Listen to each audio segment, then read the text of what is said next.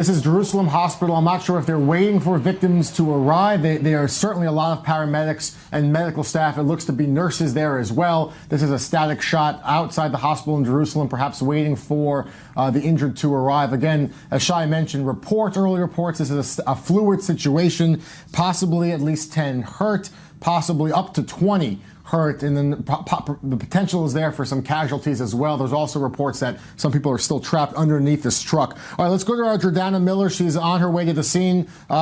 Good afternoon, Jordana. What do you know? Hi, Jeff. I actually just got off the phone a few minutes ago with Mickey Rosenfeld, the spokesman for the Israeli National Police.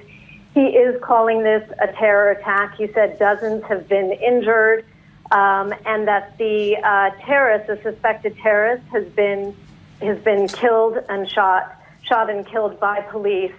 There were some shots that Israeli media were putting up where you could see the bullet holes through the windshield of this truck. It looks like a construction truck that barreled its way into pedestrians. We understand some reports that they were Israeli soldiers.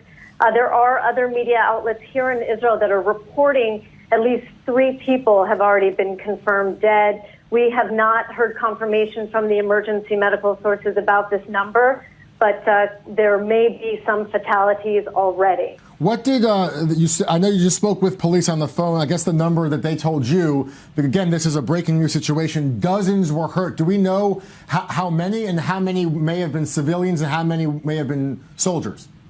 It's really too soon to say, but what the police told me is also what we're seeing on some of the other media outlets, somewhere between 15 to 25 people being injured, a number of them in critical condition already. Clearly, this is a fluid scene. Emergency workers are on the scene trying to get people out and to the hospital. They've, basically cordoned off the area. And, as we get to the scene, we'll have more information for you, Jeff. I know Jordana's on her way to the scene now, working her sources to get information. Do you know, you mentioned this may have been a construction truck. So we're speaking about a very large vehicle, correct? This is a big truck that could do this kind of damage.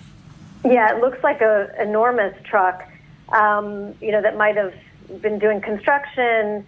Remember, these kind of attacks in Jerusalem, these vehicular attacks, we've seen a lot of them over the last year. But even going back a number of years ago, there was a spat of attacks using, construction trucks and like bulldozers. There were a number of those attacks here in Jerusalem, even just a few years ago. So this is a tactic. It's been used much more often in the last year. Where a vehicle is turned into a weapon, essentially, and this is what we're seeing. For people around the world, of course, an attack like this happened in Nice, right, a number of months ago, killing 80-odd people. So we're seeing this being used again and again, and it's a very dangerous kind of attack, simply because if you hit a crowd, obviously there's a number of people that can be injured, and the vehicle keeps moving. And we do understand, unfortunately, that there were people that were underneath this truck. All right, I know Jordana's on her way to the scene. Thank you for your reporting. Keep us posted. We'll talk to you soon. I believe that Nice attack that's been referenced, if I remember correctly, I think 89 people ended up being killed in that attack. All right, we still have our studio, Shai Ben-Ari. So, Shai, police now calling this a terror attack, saying they shot the terrorist. The terrorist is now dead.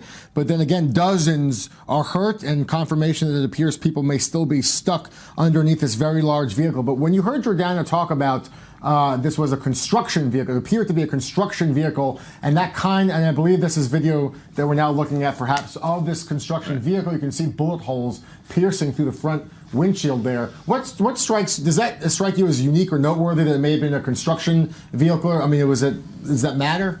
I wouldn't say it's too incidental. There is a certain report now from Israeli media that perhaps the driver may have been from a family with a certain background related to terrorist incidents. This is still a media report and yet to be confirmed officially by any sort of authority.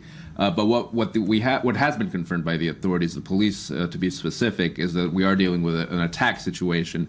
They say at this stage that what happened was this truck basically entered the area of the boardwalk, you could say, the Armon HaNetziv boardwalk, which, as we said, overlooks the old city of Jerusalem. The driver of the truck then identified a group of people descending from a bus nearby. He sped up and deliberately rammed into that group of people, with a considerable group of people being injured at least. And there are certain reports, and these are yet to be confirmed, of a number of casualties. The number being thrown around out there is currently 3, but again, this is yet to be confirmed. But we do have confirmed dozens of people seriously hurt, dozens, and the numbers between 20 and 30. I think as we watch with you, Shai, this is Magen David. These are ambulances arriving at the Jerusalem hospital. Again, you can see a number of paramedics and doctors. We saw nurses in the shot earlier taking perhaps some victims out to get treatment. But dozens are hurt. You mentioned this, so a group of people were descending from a bus at the Armon HaNetziv promenade, the boardwalk.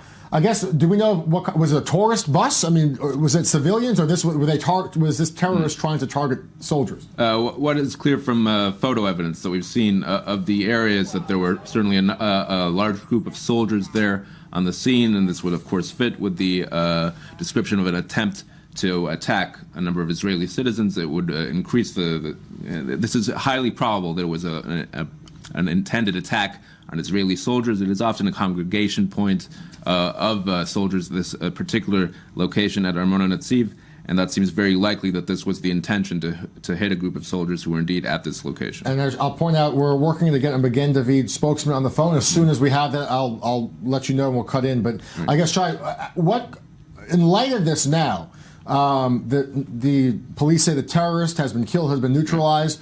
What will happen tonight in Jerusalem? What will happen at other popular sites around Jerusalem? Will we see a lot of soldiers? Will we see a lot of police presence? What will happen in the immediate aftermath of this attack? Right. There does tend to be an immediate reaction in terms of the bolstering up of certain locations in Jerusalem. This has happened many times before, especially over the past year. Even going back to 2 or 3 years, we've seen a very tense situation in Jerusalem where certain locations are beefed up in terms of security. But of course, this is a situation that the people in Jerusalem specifically have become very accustomed to. It's not the first time. We would also expect to see in the coming days, perhaps weeks, certain operations to try and figure out who was responsible, perhaps with certain repercussions in terms of action against the family. And typically with an attack like this, you could say we've come to expect certain measures. Often we see a demolition of the home belonging to the assailant himself, whether he survives the attack or not. That is often, when you talk about this grade of attack, the typical measure that seems to follow. And we'll stay on top of that. Stay with us, of course, Shai, in studio right now. We're on the phone. Joining us is Bar Zuckerman. She is a spokeswoman for Magen David Ambulance Service. Thank you for being with us during this breaking news time. What can you tell us? How many people are you treating? How many people have been hurt? And can you confirm, has anyone been killed in this attack? So right now, there's a lot of chaos on the scene, so we don't really have specific numbers. We are evacuating people to hospitals in Jerusalem. There are people who have been severely injured. We just don't know how many at this point. The first responder that came on the scene, she said that she saw about 10 people laying on the grass there. They were hit by a truck as they were descending off the bus. She said they were youngsters. We have EMTs and paramedics on the scene. As I said, they're providing people with preliminary medical treatment, and we're quickly evacuating everyone to hospitals for further treatment. And Bar, do you know, are there still people trapped underneath that construction truck that was the origin of this terror attack? Are there still people trapped on scene? I don't know if they're still trapped. I do know that when our paramedics arrived on the scene, they did report of people being trapped under a truck. I'm sure they're currently working on rescuing them, but I will only have details on that within the next few minutes. And so what's happening now? I guess at hospitals throughout Jerusalem, are they on standby, or is it one hospital in particular that these injured are going to? Can you explain how they'll be treated? We are currently evacuating most people to Shaarei Tzedek Hospital. And you don't know, as you said, the earlier reports of 10 people clearly severely injured, but the number is certainly higher than 10. You just don't have an exact number at this point. Right. There's complete chaos there. We're trying to sort out the numbers. All we're trying to do right now is get the patient as soon as possible to hospital so we can, save lives, and we will have numbers shortly. And Bar, one last question for you. When the paramedics arrive to a scene like that, what is the biggest challenge for them? Is it to clear people who want to do well and want to help and witnesses and onlookers so the paramedics can get to the scene and do their job safely? I mean, what challenges, and police are calling this a terror attack, what challenges do paramedics face once they arrive to the scene? Certainly a lot of chaos. I think the first challenge is to just spot the people who need treatment the fastest, the people who are most severely injured. Usually these people, like people in Israel are very educated. They just step back and they let us do our work. So the first challenge is to just spot the people who are most severely injured, to provide them with preliminary medical treatment, resuscitations if necessary, get them on the ambulance and get them to the hospital. All right, Bar Zuckerman, a spokeswoman for Magen David. Thank you so much for your update. We appreciate that. All right, Shai, your reaction to obviously it's a very fluid situation. The numbers are going to change. Police said dozens hurt, but we don't have a number of that. At least 10 people clearly severely hurt, possibly some casualties in there. We saw some shots from the hospital earlier of them being on standby. Your reaction to, I guess, Bar's statement on the chaos on scene. Yeah, with an incident like this, you typically do say a chaotic situation develop, and it takes a little while to understand exactly who and how many are injured. But let's put a few pieces of information together from what we do know already. First of all, the official number of injured, at least according to Magen David Adom, the Israeli equivalent of the Red Cross, of course, is that there are 15 people injured. We combine this with reports that 3 people were trapped under the truck. They are perhaps only now beginning to receive treatment. It seems very likely that they would be dead at this stage, and perhaps the treatment is irrelevant. But what we do know is that 15 people, according to Magen David Adom, are receiving treatment. So if we put a few pieces of information here together, we know that 3 people were trapped under the truck, quite possibly dead. We have an assailant who is dead. That means 4 overall. We have 15 injured, among them 1 in serious condition, 4 in moderate condition, 10 in light condition. There may be indeed more injured, and that tends to happen when in terms of details piling up. So the number's at least 15. Right, injured, and then you add on to that apparently 3 casualties dead as a result of simply being run over. Okay, Shai, let me cut in real quick. So we have on the phone with us now Mickey Rosenfeld. He is an Israeli police spokesman for foreign media. Sir, thank you so much for being with us. I know this is a developing story. It's a breaking news situation. Can you tell us how many people are hurt, and can you confirm that there are 3 casualties in this terror attack? Well, I can confirm until now here in Amon HaNetziv in Jerusalem, what took place is that a terrorist drove his truck into a group of soldiers that just got off a bus. We have more than 10 people that were injured, including a number of people critically injured at the scene. We've closed off the area. All emergency teams, both the medics, paramedics, doctors, police, special patrol units are at the scene and have cordoned off the area. But unfortunately, what we're talking about is a major attack here in Jerusalem. We've heightened security in the area in order to prevent any further attacks from taking place, and our units are at the moment on the scene, both forensics as well as other units. Do you know, have people been killed in this attack? I can't confirm at the moment people that have been killed. What I can confirm is that our units are still working at the scene, as well as at the same time. All of the hospitals in Jerusalem have been opened up to receive those that have been injured, some critically and some moderately. And Mickey, are there still victims from this terror attack trapped underneath? I mean, it's a massive truck, a very large truck, and I understand early on there were perhaps soldiers trapped. Are there still people on scene working to be freed? What I can confirm, Kalev, and to your listeners and viewers, is that at the moment police units are still working at the scene, including forensics. We're talking about a relatively serious and pretty horrific attack here in Jerusalem at the moment. And our police units and emergency units are still working at the scene, as you can hear in the background here. Okay, and last question for you, sir. Heightened security, I guess, for those who live and work, and I know this area is popular with tourists as well. What do you mean when you say heightened security for tonight? Special units are patrolling the different areas to prevent any further attacks from taking place around the areas, and I'm talking about the villages, Israeli Arab villages such as Jabal Mukabba, and other areas around the Armon and Netziv, where our neighboring neighborhoods. Okay? Okay. That's what we have until now. Thank you. Thank you very much for being with us. Obviously, very busy in this chaotic time in light of this terror attack. But so you heard there, Shai Ben-Ari, our senior defense correspondent, in studio with us. So again, the numbers are changing, but we know several critically injured, apparently some casualties, but he would not. Police are not confirming that anyone's dead, but we know several people critically injured.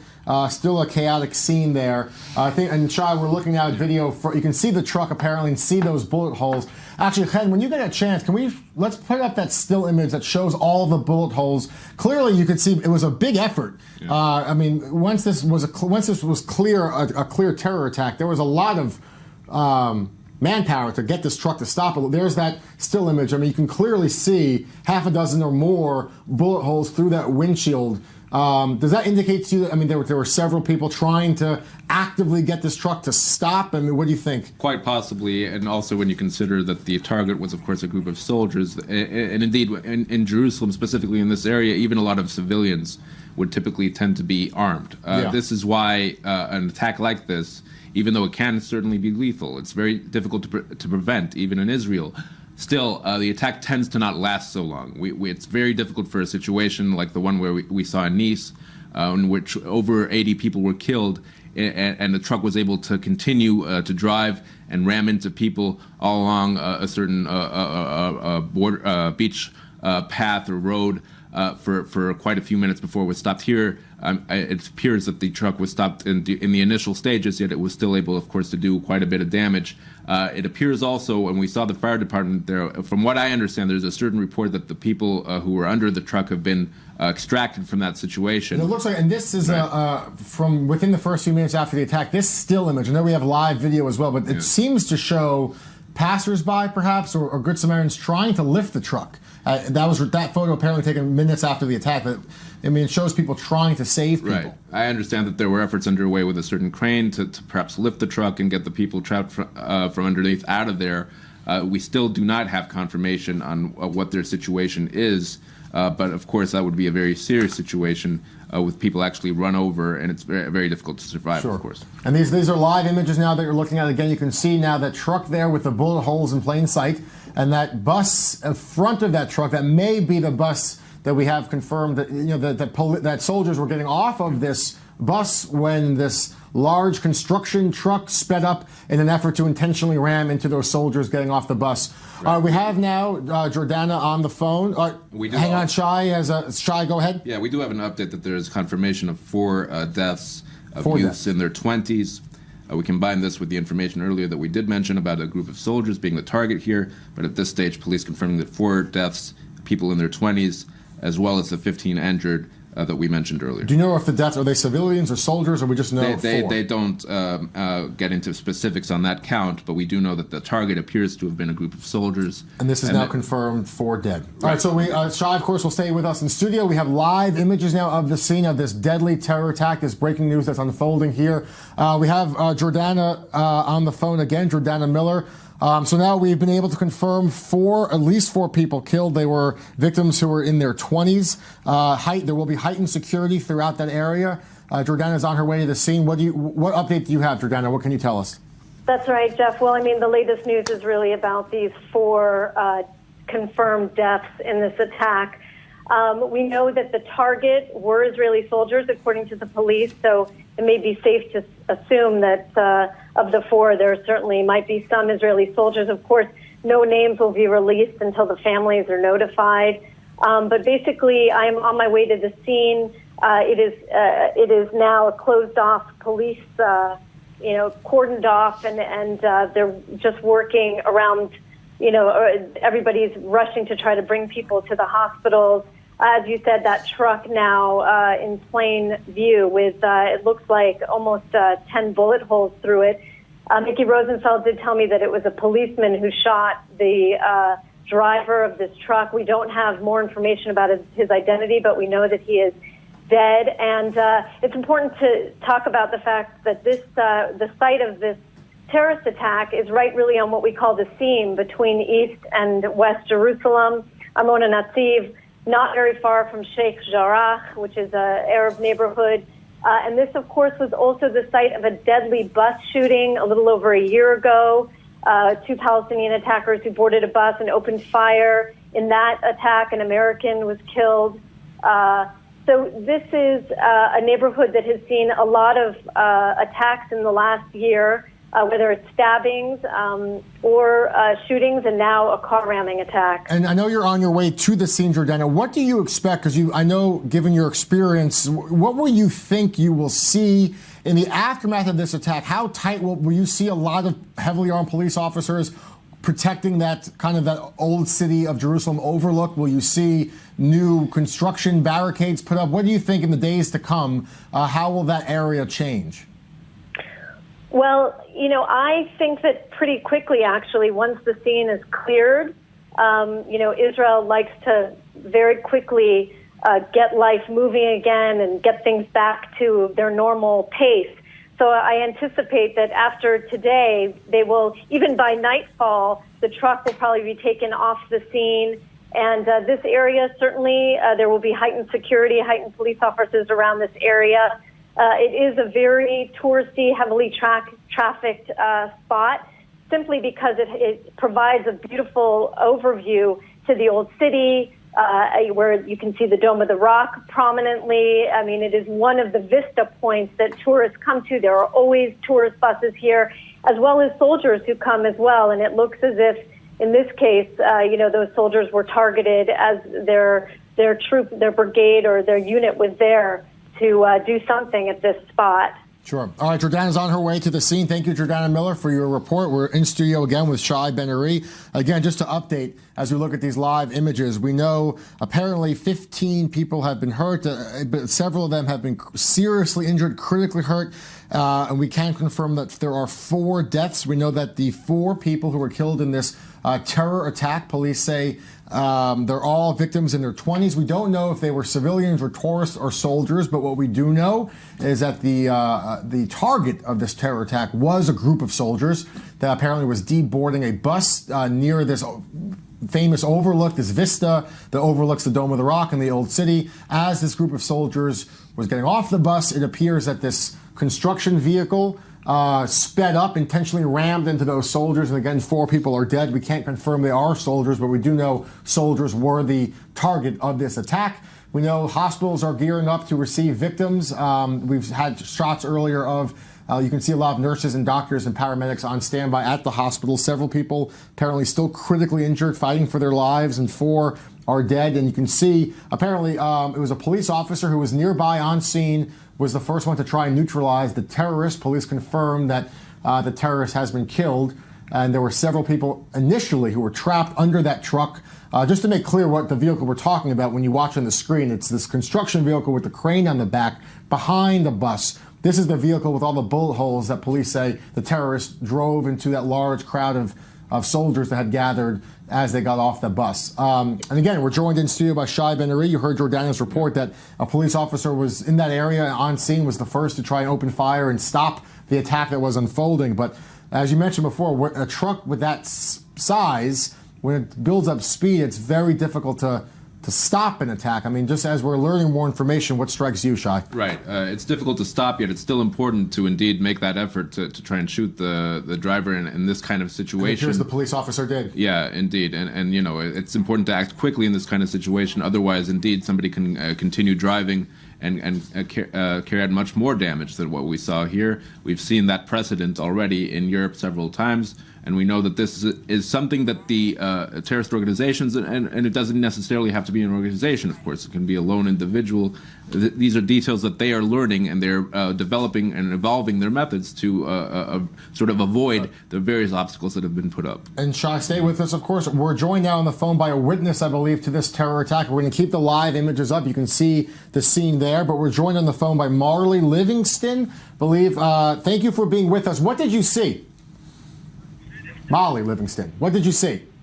What did I see? I came to the scene of the attack, which is about a 30-second walk from my house, where I walked this morning. Right now it is covered with security forces, with ambulances, with Zaka, with There's a couple of bodies on the floor with white plastic bags over them. There was a gigantic truck. That is the truck that ran over innocent people. And Molly, you said you live about 30-second walk from this area. Did yes, you? In Armona Netziv. So did you know that there was, and did you hear people screaming? Did you hear, or is it the ambulances? I heard you. This is what you do. You hear one ambulance, you hold your breath. You hear 2 or 3, you know you're in trouble already. That's how we know. It's happened in our neighborhood. A year ago in October, we had a stabbing and shooting on a bus near my children's school. This is how we know. This time I didn't hear the gunshots afterwards because there were too many sirens already. All right, so you walked over to the scene. I mean, describe the size of this truck. We are looking live at a frontal image. Construction truck. You're thinking about a construction truck. There's tons of construction going on here. There are tons of trucks on a daily basis here. There are tons of buses with tourists, with birthright groups, with Christian groups that come to this promenade to have the most spectacular view of Jerusalem, which is probably why these soldiers were also here, touring the area. And Molly, you mentioned just in one of your answers that you're a mother yourself. There's been a history of attacks in this area, in your neighborhood. In light of this one, will you change your routine, or you will not do that?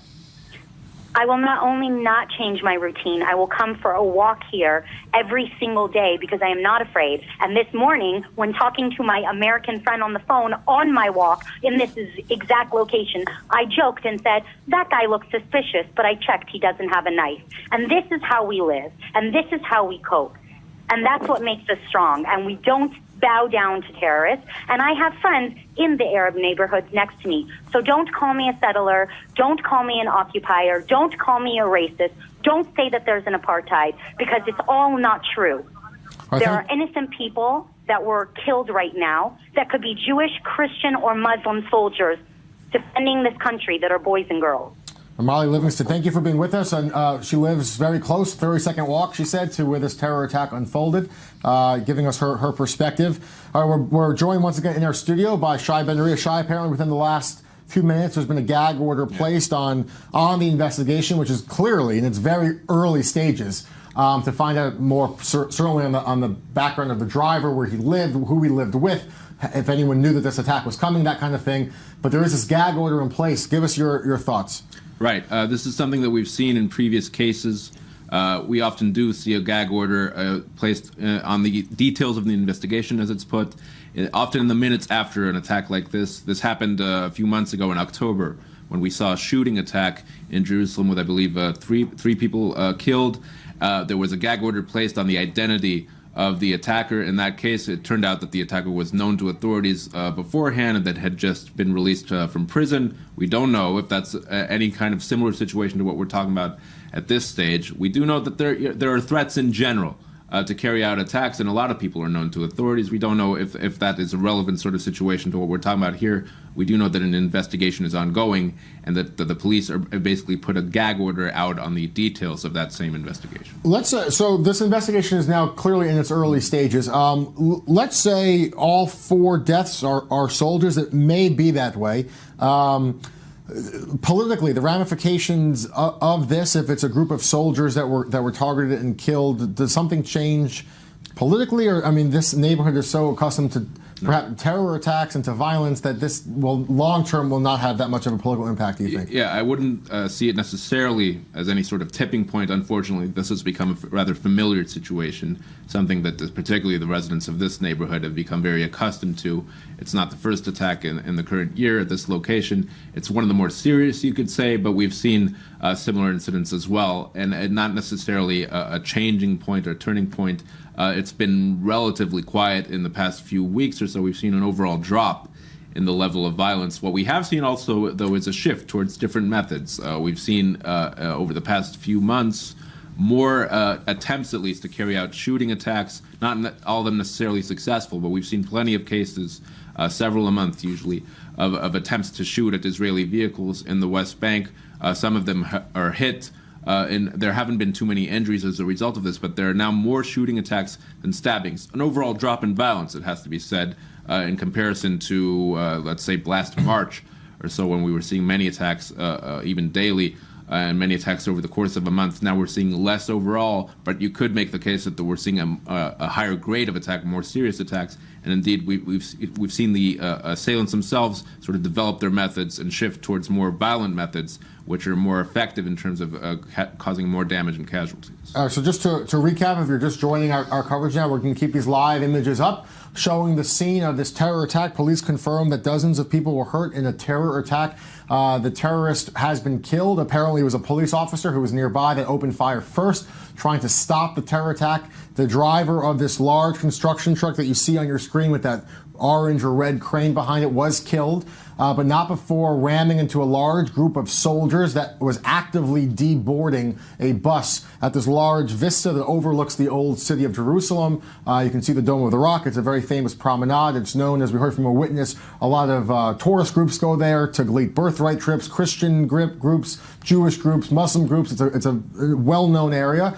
A group of soldiers were deboarding a bus, and then that's when this large construction vehicle apparently sped up, plowing into that group of soldiers. We know that there's at least 15 hurt. Of them, several are critically injured, and we can confirm that 4 people are dead. All 4 victims are in their 20s. We can't confirm that the 4 are soldiers, but we do know that it was a group of soldiers that was intentionally hit and targeted.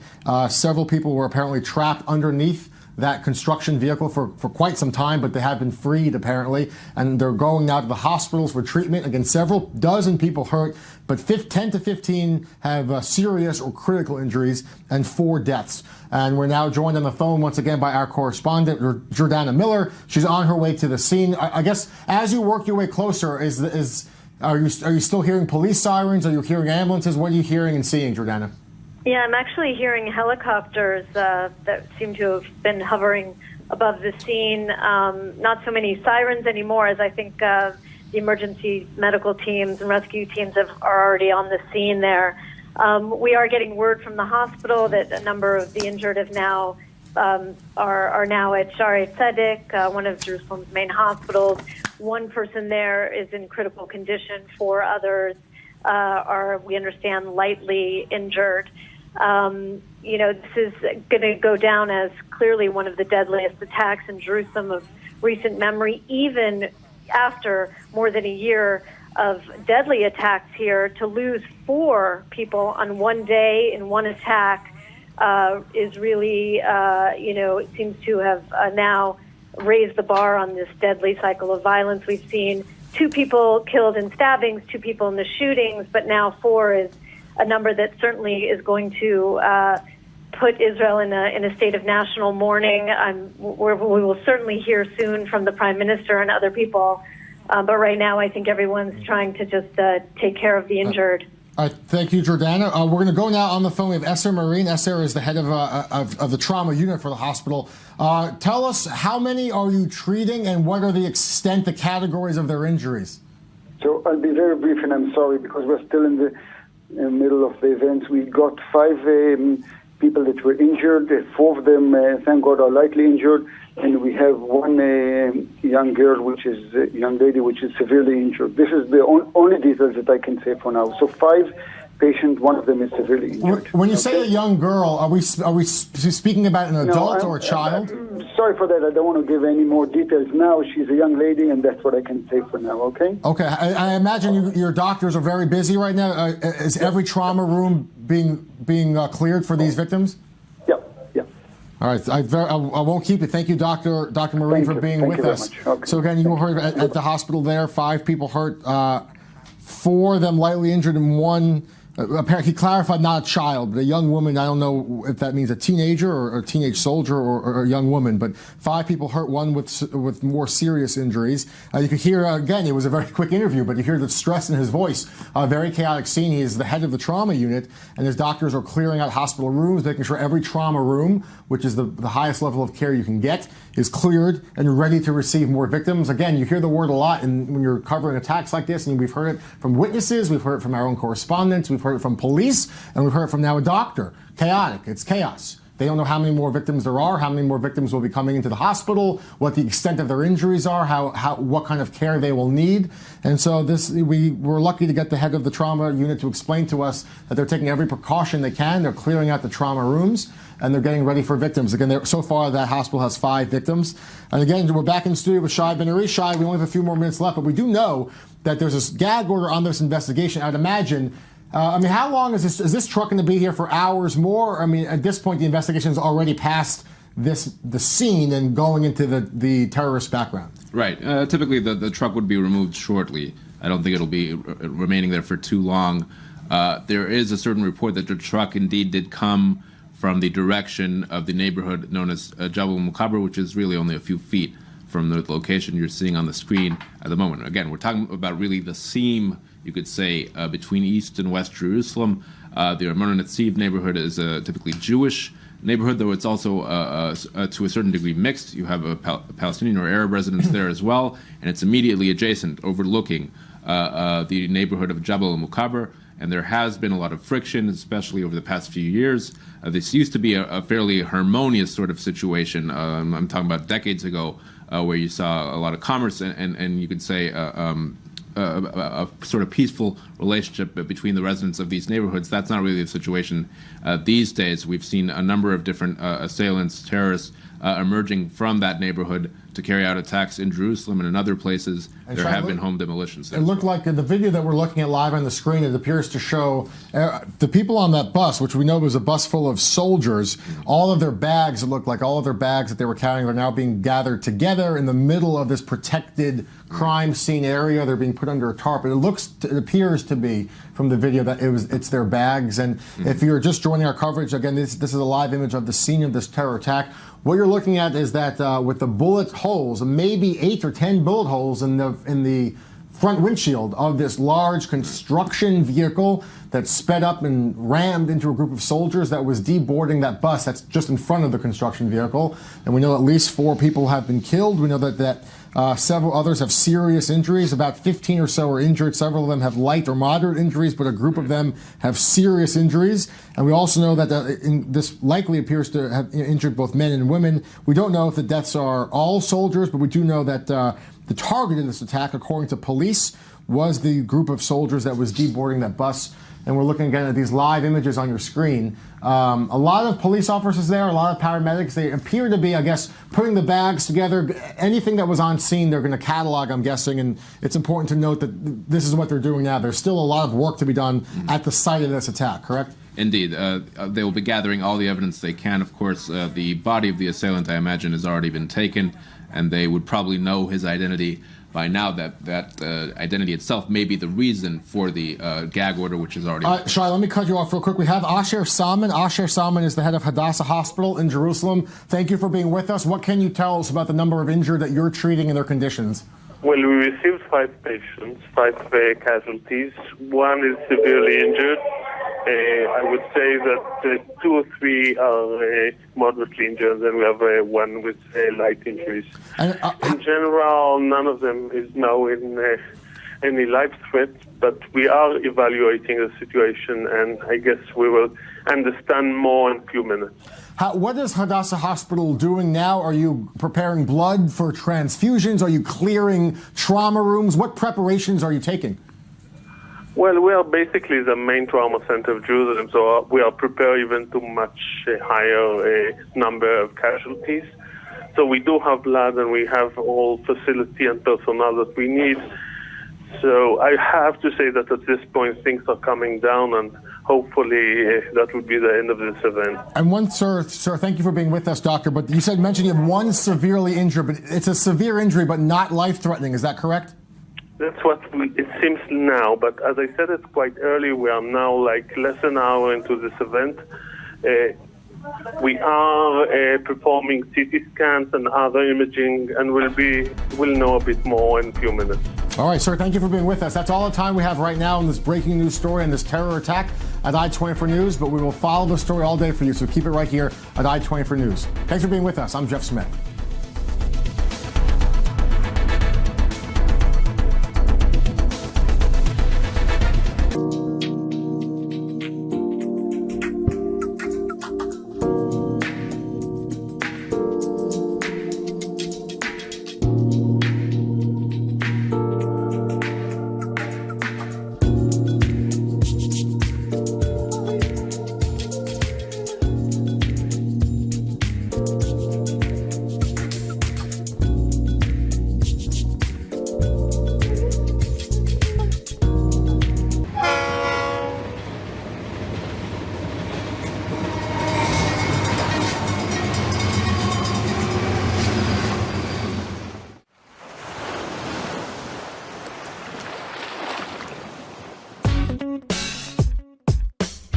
Whether you prefer to read or to veg out in front of the TV. Whether you're a movie buff or a fan of the opera. Whether you visit the MoMA or fire up the PlayStation and kill those zombies. Join us every week for Culture and you'll get your fix. Culture with Odette Grober, Friday on I-24 News. It's time to let it all out. Talk it out and talk it off. Politics, agendas, foreign affairs, and even religion. The town square has never been more interesting. Be part of the debate on Face Off, Tuesday on I-24 News.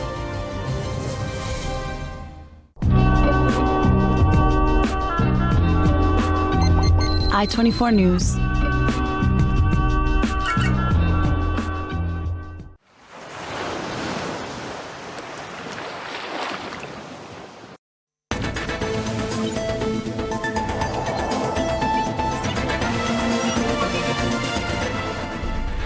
Thanks for being back with us at I-24 News. I'm Jeff Smith, and we continue to follow this breaking news story that's unfolding right now in Jerusalem. A terror attack, according to police, has killed at least 4 people, injured more than a dozen others. We know apparently 15 people are hurt. They are being treated now at various hospitals across Jerusalem. Several of them have severe injuries, but we spoke with several doctors, head of trauma units, and those severe injuries apparently are not life-threatening, but 4 people have been killed. Just to briefly recap, in case you're just joining us now, what you're looking at is images of the scene of the terror attack in Jerusalem. You look at the middle of your screen, you'll see a construction vehicle with an orange crane on top of it. That is the site of the terror attack. According to police and to witnesses, a group of soldiers was deboarding that bus that you see in front of it, that large bus. As the soldiers were getting off of the bus, what happened was this construction vehicle sped up, intentionally ramming, plowing into the group of soldiers as they were getting off that bus and gathered together in that grassy area. We know that, again, dozens of people were hurt or killed. And then over the last hour, we have been able to confirm 4 dead, several others seriously or critically hurt, and many others, at least 10 or so, moderate injuries. We cannot confirm that the 4 deaths are soldiers, but we do know that the soldiers were the targets of this attack.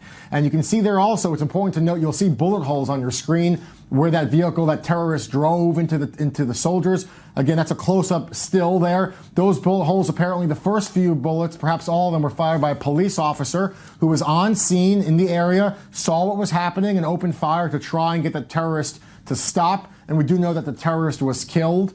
Again, at least 4 killed and 15 more seriously hurt as the truck slammed into that crowd. We'll begin this coverage of this breaking news terror attack with our Shai Ben-Ari, our senior defense correspondent, working his sources, working his contacts, getting updates. Shai's in our studio. Shai, what's the latest? The latest is the Israeli police chief, Ronnie El-Sheikh, has recently been speaking and relating to this attack. He has said, what we do know at this stage is that the attacker came from East Jerusalem, and quite possibly from that neighborhood, which is immediately adjacent to this location, Jabal al-Mukaber. Beyond that, we do know there's a certain gag order on the details of the investigation. We do not know at this stage, and it is a possibility, that he was known to authorities. It's not known if his intentions in relation to this particular attack were known. That would, of course, be a serious affair if there was any specific intelligence on what he intended to carry out. Also, a statement coming out from the mayor of Jerusalem, Nir Barkat, in the past few minutes, basically saying that those who are responsible for acts of terror like this must pay a heavy price. And at the same time, he calls for residents of Jerusalem to continue with their daily lives and not to be affected by this terrible attack. And Sean, we'll talk a little bit more about this particular neighborhood and this particular area of Jerusalem, what makes this unique in a minute. But first, again, this is a live image you're looking at showing this truck, this construction vehicle with the bullet holes in the front, in the driver windshield, rammed into the group of soldiers. 4 people dead, many others hurt. Several of them have critical injuries. They are now being treated at various hospitals throughout the city. A short time ago, we heard from an eyewitness. She lives about, she said, 30 seconds away from the site of this attack and then walked to the area. Her name is Molly Livingston. Here's what she had to say. I came to the scene of the attack, which is about a 30-second walk from my house, where I walked this morning. Right now is covered with security forces, with ambulances, with Zaka, there's a couple of bodies on the floor with white plastic bags over them. There was a gigantic truck. That is the truck that ran over innocent people. And Molly, you said you live about 30-second walk from this area. Yes, in Armon and Atziv. So did you know that there was, and did you hear people screaming? Did you hear, or is it the ambulances? I heard this is what you do. You hear one ambulance, you hold your breath. You hear 2 or 3, you know you're in trouble already. That's how we know. It's happened in our neighborhood. A year ago in October, we had a stabbing and shooting on a bus near my children's school. This is how we know. This time I didn't hear the gunshots afterwards because there were too many sirens already. All right, so you walked over to the scene. I mean, describe the size of this truck. We were looking live at a frontal image. Construction truck. You're thinking about a construction truck. There's tons of construction going on here. There are tons of trucks on a daily basis here. There are tons of buses with tourists, with birthright groups, with Christian groups that come to this promenade to have the most spectacular view of Jerusalem, which is probably why these soldiers were also here, touring the area. And right now, I believe we have Yitzhak Cohen. He lives in that neighborhood as well, and he was a witness to the terror attack. He heard it, what was unfolding from his balcony. Sir, are you with us? Yes, I am. Thank you for being with us. I know it's a traumatic afternoon, but what did you hear exactly, sir? So I started hearing ambulances, and I believe, just as Molly mentioned before, like I hear ambulances all the time. I live close to Tarim, but I started hearing like a lot of ambulances or sirens. I went out to my patio, and I noticed just a ton of Hatzalah motorbikes, police vehicles, ambulances, all sort of going towards our Arnon Hatziv area. I'm more closer to the Baka area of Derek Kavron. So I said something must be going on. I went to Facebook and I asked people what's going on, and about 10 minutes later they told me what's going on. Because the last time I heard this, again, also was just about a year ago as well, when that Pagula happened back in Arnon Hatziv on the bus. All right, Yitzhak Cohen lives in the area. Thank you for being with us on I-24 News. Back now with our senior defense correspondent, Shai Ben-Yari. So give us a lay of the land a little bit. This is a terror attack, police say. We know that several people have been killed, possibly soldiers. We know that the soldiers were specifically targeted. Tell us where in Jerusalem this is and what the background of this community. Right, we're talking about the Armon and Atziv neighborhood, and specifically the promenade, which is a very sort of picturesque sort of setting, really overlooking the entire old city of Jerusalem, a frequent congregation point for tourists, and possibly these soldiers. I know that often the soldiers as well, or groups of school children in Israel, are often brought to this location on field trips and that kind of thing, a sort of day outing. It could also have been a congregation point, a meeting point. In any case, we do know that the target here were indeed soldiers, and also some details coming out from medical authorities that of the 4 dead among the victims, we're talking 3 of them females. We also know that the number of injured at this stage, according to Magen David Adom, again the Israeli equivalent of the Red Cross, the number of injured has been brought down to 13. Earlier they were reporting 15. Oftentimes in these kinds of situations, we see a lot of chaos when it comes to the initial details coming out in terms of the number of injured. With a mass casualty event like this one, there's often some misinformation in the beginning stages. Now details becoming a little clearer at this stage, and this could change yet in the future. We're talking about 13 injured, 4 dead. And that's just a new confirmation, new information. The number of injured has dropped for the time being down to 13, but again, 4 confirmed fatalities, and we do know several other people in the hospitals have, we're told, not life-threatening but critical, serious injuries. We have I-24 News' Jordana Miller. She's been working her way to the scene to get the latest updates on this terror attack. Jordana, what can you tell us?